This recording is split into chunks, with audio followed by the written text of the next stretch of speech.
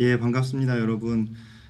이렇게 뜻깊은 행사에 초청해 주셔서 감사드리고 제가 마땅히 찾아뵙고 발표를 드려야 되는데 화상으로 인사를 드리겠습니다. 저도 개인적으로 인천이 고향입니다. 그래서 지금 인천에 대한 논의 굉장히 흥미롭게 바라보고 있고요. 오늘 제가 준비한 내용은 제가 인천에서 18년을 살았다면 지금 18년째 살고 있는 제2의 고향인 로테르담에 대한 이야기입니다.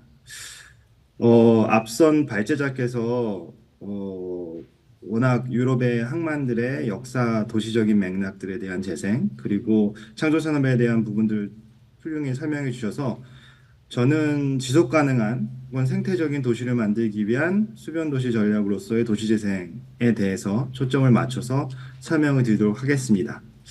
간략하게 역사적인 배경을 설명드린 이후에 어, 지금 시대적인 아젠다를 따라서 지속 가능성에 대해서 어떻게 더 고밀복합의 수변 도시를 만들고자 노력하고 있는지 또 최근에 이슈가 되고 있는 회복 탄력성에 대한 수변 도시 그리고 마지막으로 자원순환에 대한 수변 도시 순서로 설명을 드리도록 하겠습니다. 간단하게 역사적인 배경을 좀 설명드리도록 하겠습니다. 로테담에 위치해 있는 부분은 유럽의 서유럽 중심부의 모든 주요 강들이 하구가 집중되는 데 위치하고 있고요. 그렇기 때문에 예전부터 이제 대서양의 물자들이 독일 그리고 중부 유럽의 내부로 이제 운송되기 위해서 중요한 관문 역할을 했던 항구라고 생각하시면 될 것 같습니다. 그리고 이제 강이 한 서너 개가 서로 교차하면서 얽혀지는 데 끝에 위치하고 있기 때문에 수자원 관리 문제 그리고 이제 홍수 관리 문제에서 굉장히 여러 가지 어, 중요한 도전에 직면해 있는 도시다라고 이해하시면 좋을 것 같습니다. 도시의 성장 자체는 원래는 굉장히 강하구에 급격하게 범람 때마다 모습이 바뀌는 해안선들을 점점 매립해 나가면서 만들어 형성된 도시다. 그러면서도 주변 매립지의 어떤 도시 조직의 형태들이 기존 도시에 좀 반영이 되어 있는 형태라고 생각하시면 될 것 같습니다. 좌측에 있는 게 이제 흔히 얘기하는 신대륙이 개발되기 전에 대서양 무역이 진행되기 전에 도시의 작은 어촌 마을인 로테르담의 모습을 보고 계시고요. 우측에 보이시는 게 약간 삼각형으로 생긴 이 도시의 모습이 흔히 얘기하는 네덜란드 17세기 황금기 때 대서양 무역을 거의 독점하던 시기에 로테르담이 성장해 왔던 모습을 보고 계십니다. 이러다가 독시의 급격한 변화가 2차 대전을 전후로 발생하게 됩니다. 2차 대전 초기에 독일에 의해서 융단 폭격을 당해서 도심이 완전히 파괴가 됐던 기억이 있습니다. 근데 흥미롭게도 도시가 화재로 한 72시간 정도 화재가 진행이 됐다고 얘기를 합니다. 하지만 일련의 도시계획가들이 어, 약 48시간 안에 오른쪽과 같은 어, 재건 계획을 세우기 시작합니다. 생각해 보면 좀 이상한 일이죠. 도시가 어, 여전히 자기 집이 혹은 자기 이웃이 불타고 있는데 이분들은 모여서 도시 재건 계획을 세우기 시작했습니다. 이분들한테는 기존의 로테르담 도시가 마음에 들지 않았던 분들이에요. 좀 더 근대적인 도시의 모습을 이미 꿈꾸고 있었던 근대 건축가들과 도시계획가들이 모여서 도시를 재창조해냈다. 그래서 지금 제가 말씀드리는 도시재생의 맥락도 1940년대, 50년대 만들어진 도시들을 어떻게 재생하느냐에 대한 얘기가 될 것 같고, 특히 도심이 재창조되는, 전후복구되는 과정에 굉장히 다양한 근대적인 산업시설들, 건축 유형들이 만들어지게 됐고, 이게 다시 최근에 들어서 재생의 대상이 되게 됩니다. 또 한편으로는 항구시설은 제가 아까 설명드린 구도심은 요쯤에 위치가 있고요. 항구시설은, 어, 이미 1920년대부터 외해를 따라서 한 40km 정도 거리에 있게 되면 대서양과 만나게 되는데요. 외해를 따라서 계속해서 확장해 나가는 형태를 띠게 되고 그러면서 도심부에 위치했던 항구들은 그 역할과 의미를 점점 상실해가는 과정을 겪게 됐다. 그러므로 해서 오늘 제가 말씀드릴 발표 내용도 지금 이 구 도심에 근처에 있던 항만 시설을 어떻게 재생해 왔느냐에 대한 얘기로 설명을 드리도록 하겠습니다. 간략하게 제가 노트르담 항만의 재개발 지구들 좀 간략하게 좀 표현해 봤는데요. 아까 구도심, 삼각형의 도시, 역사적인 구도심이 여기에 있고, 첫 번째로 개발된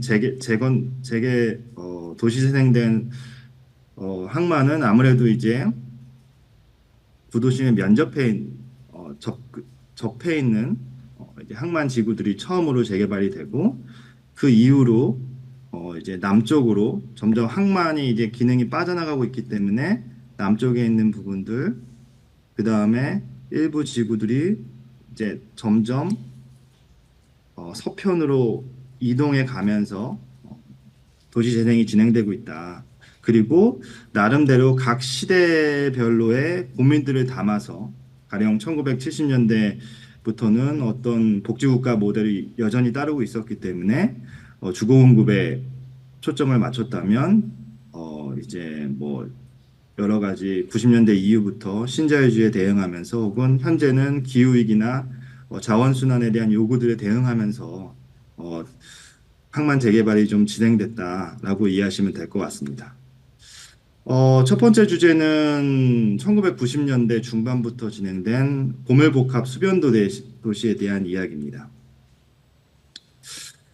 지금 보시고 있는 그림은 1990년대 이후로 도심부로 다시 당시에 이제 워낙 많은 이른바 백인 중산층이 교외로 빠져나가는 현상을 겪으면서 도심부가 쇠락하는 기미를 보이고 있었는데 어떻게 하면 이 사람들을 도심으로 끌어들이기 위해서 다양한 도시 고밀화하는 전략들을 펼쳤습니다. 그래서 실제로 한 지난 20년간, 지난 30년간 도시가 채워진 모습을 보고 계시는데요.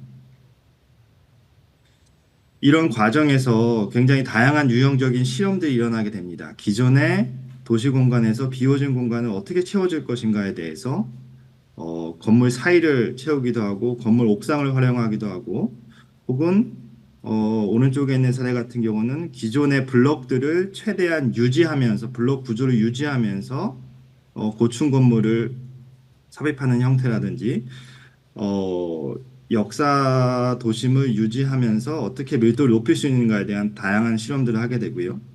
또 고민을 하기 위해서 도시를 입체화하는 과정에서 단순히 입체화라는 게 고층 건물들을 많이 넣는 것은 아닐 것이라는 생각을 하게 되고 다양한 도시적인 레벨들을 서로 연계시키는 입체 보행로 프로젝트도 다양하게 진행이 되게 됩니다.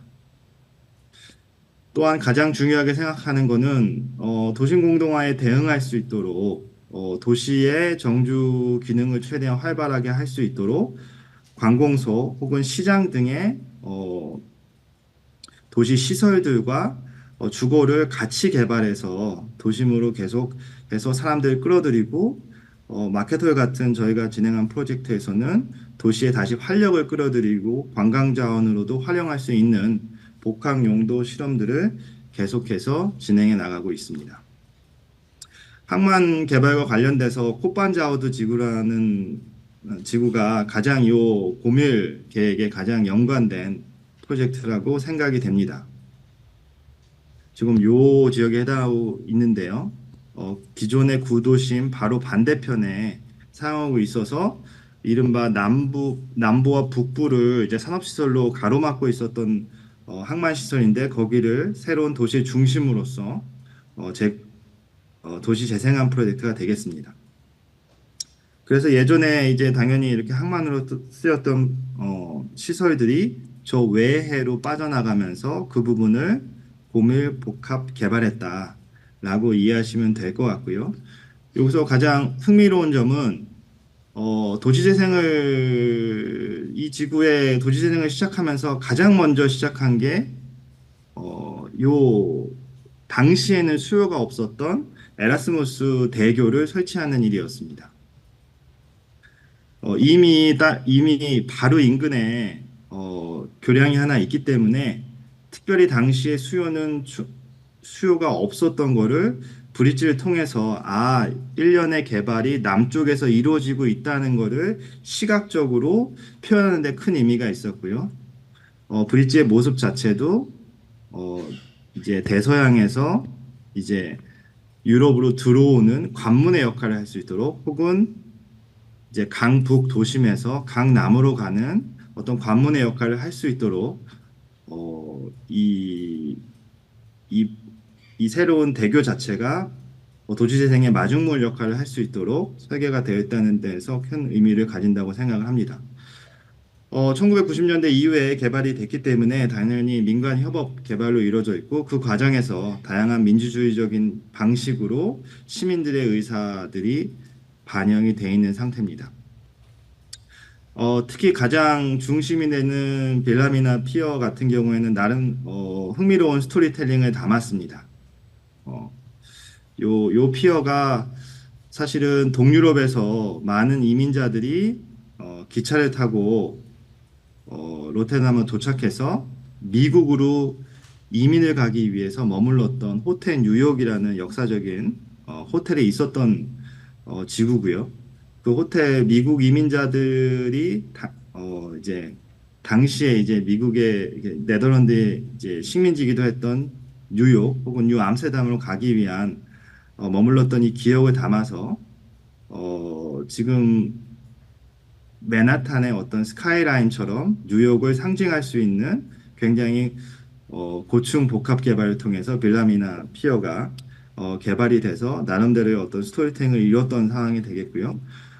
건축의 모습들도 지금 보시는 것처럼 최대한 항구나 배들의 이미지들 최대한 형상화해서 건축 디자인에 반영을 해서 어, 지구를 만들어냈고, 기존의 창고 건물들, 공장 건물들을 최대한 보존하고 구조적인 훼손을 최소화한 상태로, 마찬가지로 정주 인구를 늘리기 위해서 이제 주거시설을 넣는다든지 혹은 업무용 시설들을 넣는 방식으로 도심을 고밀화하는 수단으로서의 항만 재생을 이뤄내고 있습니다. 제가 두 번째로 설명드릴 부분은 회복 탄력에 대한 얘기입니다. 제가 첫 번째 챕터에서도 이해를 하셨겠지만, 도시재생이라는 게 단순히 기존에 버려져 있는 이제 건물 자원들 혹은 토지들을 재활용하는 걸 떠나서, 어떻게 하면 지금 이 도시가 맞닥뜨려야 되는 기후적인 문제, 환경적인 문제에 대응할 수 있는 수단으로서 사용할 수 있느냐. 이른바 네덜란드 사람들이 갖고 있는 실용적인 사고방식, 문제를 해결하면서 다른 문제까지 함께 해결하고자 하는 노력들이 좀 담겨 있다고 생각하시면 좋을 것 같고요. 그런 의미에서 특히 네덜란드가 물보다 낮은 땅에 위치하고 있기 때문에 해수면 상승에 대비하면서 해수면 상승에 대비하는 도구로서 어떻게 이런 도시재생을 이용할 수 있느냐에 대한 관심에 대한 얘기입니다.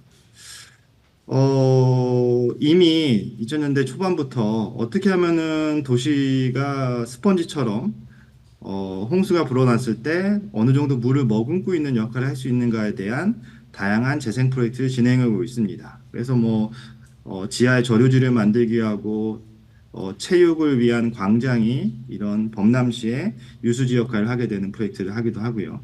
그리고 도시 내 녹지를 더 많이 만들기 위해서 교통 인프라스트럭처의 상부나 고속도로를 어떻게 녹화시키느냐에 대한 다양한 프로젝트도 진행을 해왔었고요.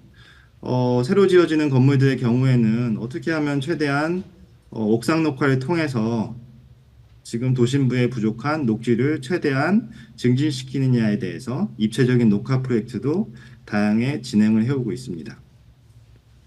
이런 의미에서 코판자우드 지구에 새로 지금 만들어지고 있는 라인하벤 파크는 굉장히 중요한 사례로 작동을 하고 있습니다. 고밀도의 이제 그 고층 건물을 지어서 이제 이 항만지구에 활력을 불어일으키는 프로젝트였는데 이런 항만지구의 가장 어려운 문제들이 떻게 하면 녹지를 이제 확보하느냐에 대한 부분이었습니다. 그래서 이 프로젝트에서 시도하고 있는 거는 플로팅 파크를 통해서 물에 부유하는 파크를 통해서 해수면이 상승하더라도 이에 대응할 수 있는 녹지 공간을 최대한 확보하고 기존에 이제 지반이 튼튼했던 땅들은 최대한 이제 민간 협업 개발을 하기 위한 땅으로 활용을 하는 프로젝트가 되겠습니다. 그래서 실제적으로 기존의 항만이었던 데를 고층 건물로 재생한 프로젝트 앞에 그거보다 더 많은 면적의 인공 이제 해변과 수상 부유 공원을 두어서 공익적이고 생태적인 면들을 이제 보충할 수 있도록 계획이 된 프로젝트가 되겠고 현재 뭐 시공 중에 있습니다. 그래서 모래를 퍼 날라서 나중에는 이렇게 해수면 상승에 대응하면서도 도심 내 여가 공간으로서 이제 활용할 수 있도록 그리고 플로팅 공원에서는 다양한 일들이 일어날 수 있도록 진행 중에 있습니다. 더 나아가서 이제 도시 전체적으로는 어떻게 하면은 이제 해수면 상승에 이미 정해져 있는 해수면 상승 시나리오에 대응하면서 도시를 재편할 수 있느냐, 그러면서 도심을 어떻게 재생할 수 있느냐에 대한 고민들도 함께 이어지고 있습니다. 네덜란드가 물보다 낮은 땅에 위치하고 있기 때문에 하지만 항만은 당연히 물보다 높은 땅에 이제 설치돼서 항만 자체가 제방으로서의 역할을 하고 있는 도시 구조를 가지고 있고요. 그 안쪽으로 갈수록 낮아지면서 물보다 낮은 땅들로 구성이 되어 있다. 하지만 예상하시다시피 그 뜻은 항만으로 물을 흘러 배수시키기 위해서는 펌핑을 통해서 어, 어, 이제 배수를 이루어지게 하는 구조로 되어 있다. 흥미로운 리서치인데요. 2100년까지 해수면 상승이 예정대로 이뤄진다면 어떤 물적, 인적 자원이 희생되는지를 보여주고 있는 그림입니다. 약 한 4천여 명이 2100년까지 희생이 될 거로 예상하고 있고요. 어마어마한 액수의 물적 자원이 이제 그 홍수에 복구하기 위해서 도시를 복구하기 위해서 사용될 걸로 예상이 되기 때문에 이때 내세운 의사결정은 이 정도의 돈이면 여기다 밀리언을 곱하시면 됩니다. 이 정도의 돈이면 차라리 지금 홍수에 대비하고 그 돈으로 도시재생까지 함께하는 게 맞지 않을까라는 의사결정의 전환을 일으키게 됩니다. 홍수 이후에 그거에 대응하는 돈을 홍수 이전에 그거에 어, 방지하는 돈을 사용해서 도시를 재생하겠다는 생각을 하기 시작한 거죠. 그러기 위해서 단순히 도심 내의 도시재생에서 사용하는 것도 중요하지만 주변에 상류에 있는 이제 자연환경들을 정비해서 좀 더 이제 홍수를 늦추는 방식으로 이어질 수 있다라는 생각들을 하게 된 거고요. 해수면이 상승함에도 불구하고 도시 내의 삶의 질을 더 한 번에 확보하겠다라는 생각을 가지고 이루어지게 됐다. 그래서 해수면이 상승하더라도 그에 안전한 환경을 만들기 위한 수단으로서 도시재생 프로젝트를 어, 한 20여 가지의 다양한 프로젝트를 도시 곳곳에 제안하고 있는 프로젝트가 되겠습니다. 그래서 여기서도 해수면 상승에 대안하는 안전에 대한 프로젝트이다 하지만 이런 것들이 새로운 어떤 레저 공간으로서의 가능성을 가져다 줄 것이다 라는 생각들이 바탕에 깔려 있는 거고요.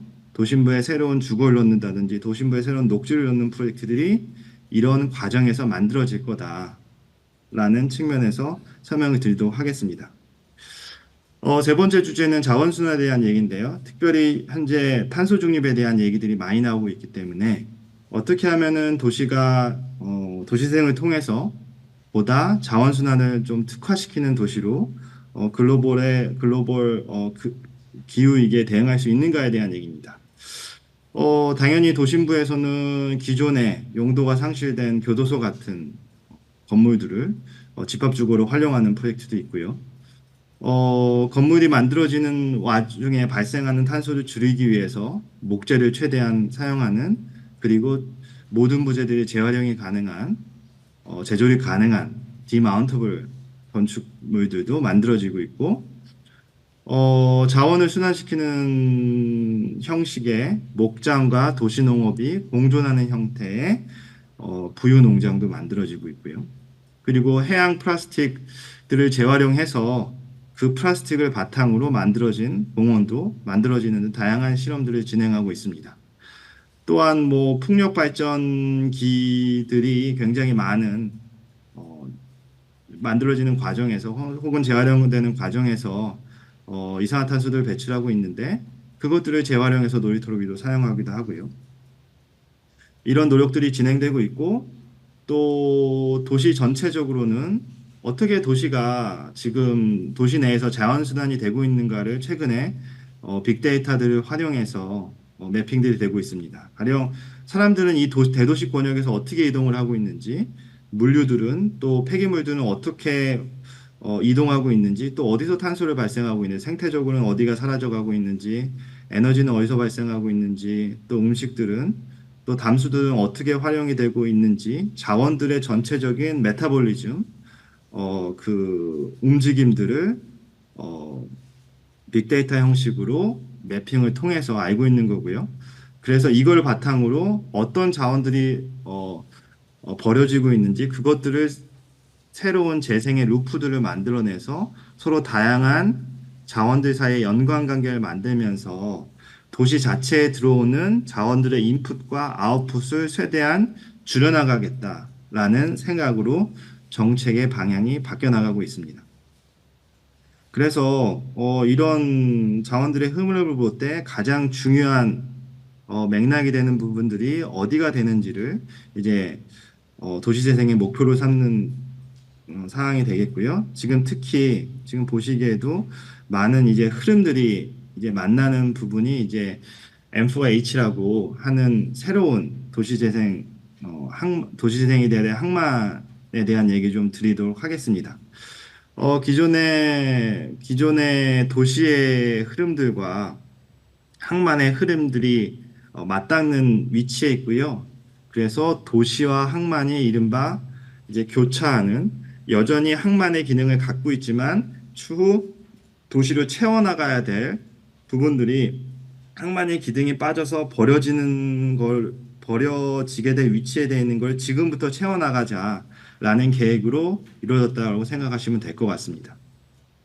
그래서 기본적인 아이디어는 기존에 갖고 있는 메이커 기능, 창조적인 산업 활동들을 백업해 줄 수 있는 지식산업 기반의 시설들을 같이 연접시켜서 이제 항구로서의 아이덴티티를 가지면서도 어떤 새로운 창의혁신 지구로서의 중요한 역할을 할 수 있도록 그래서 새로운 일자리를 만들어낼 수 있는 요소로 사용하도록 하는 게 핵심이라고 할 수 있을 것 같습니다. 그래서 다양한 이제 목표들을 세웠는데요.